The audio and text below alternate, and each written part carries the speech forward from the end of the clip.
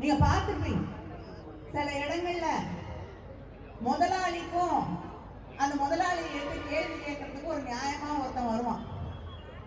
அது கேள்வி கேட்டுட்டு இருக்கும் போது நடுவுல ஒருத்தன் பூந்து முதலாளிக்கு தான் எல்லாரோடையும் லாயலா நான் தான் அவருக்கு சிறந்த அடிமை என்று சொல்லக்கூடிய வகையில முதலாளி பதில் பேசுறதுக்கு முன்னாடி வந்து பூந்து இடையில பூந்து அடிப்பான், சத்தம் போடுவான்.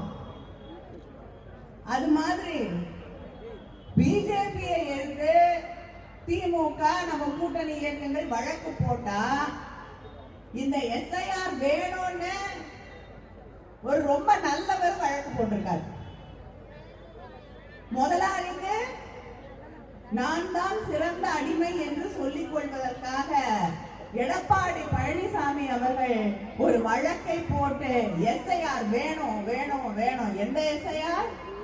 தமிழ்நாட்டு மக்களுடைய வாக்குரிமையை திருடக்கூடிய, பறிக்கக்கூடிய, அடிப்படை உரிமையை நசுக்கக்கூடிய எஸ்ஐஆர் எங்களுக்கு வேணும் என்று சொல்லக்கூடிய ஒரு நிலை இங்கே இருக்கிறது.